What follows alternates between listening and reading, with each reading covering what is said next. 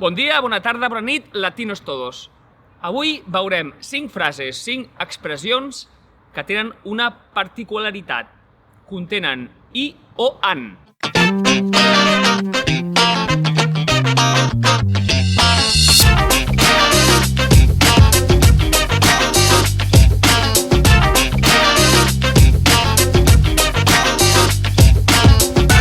Avui vull parlar-te de 5 expressions molt utilitzades que et serviran per afegir informació a les teves frases. Si encara no coneixes i o an, o no saps com fer-los servir, no t'espantis, perquè es poden fer servir de maneres molt diverses.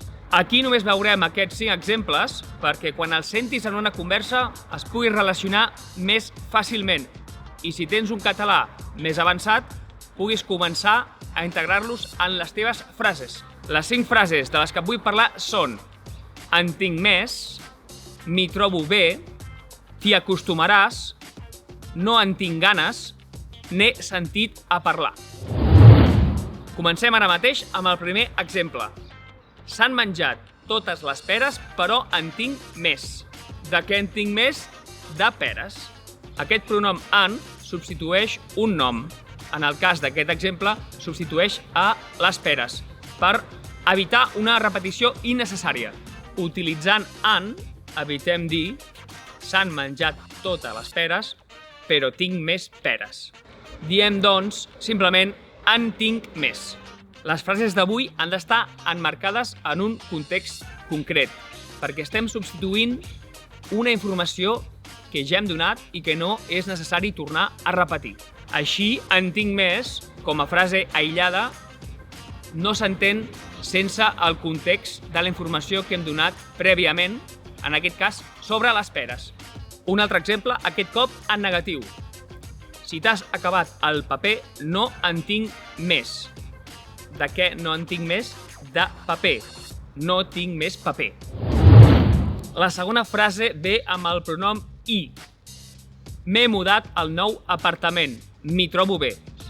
Aquest m'hi trobo bé el podem traduir com estoy a gusto. Aquí parlem d'un lloc. On m'hi trobo bé? Al nou apartament. No repetirem em trobo bé al nou apartament. Simplement diem m'hi trobo bé. Un altre exemple. Aquest bar és acollidor. M'hi trobo bé. On m'hi trobo bé? En aquest bar. En aquest cas, substituïm en aquest bar. Següent frase. Només fa un mes que vius aquí.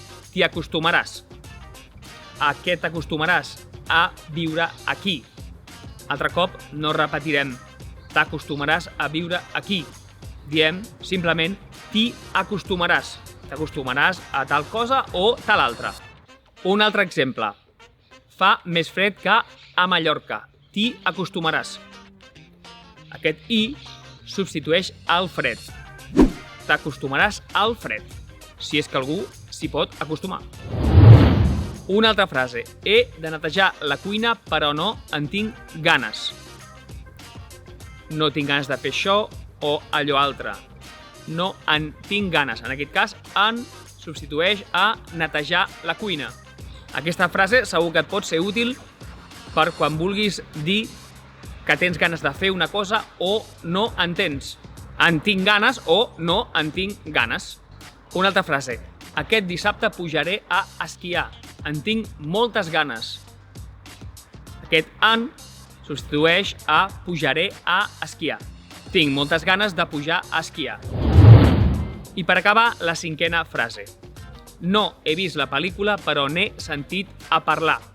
Aquesta N apostrofada és un an o na, pot adquirir les dues formes, que en aquest cas apostrofem perquè darrere té un so d'una vocal, de n'he sentit a parlar.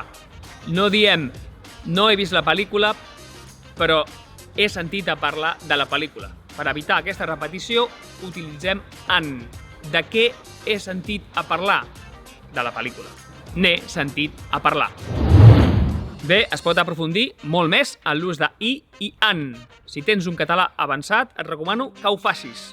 Avui només es tractava de donar-te aquestes 5 estructures perquè puguis expressar-te una mica millor i puguis entendre una mica més el seu ús.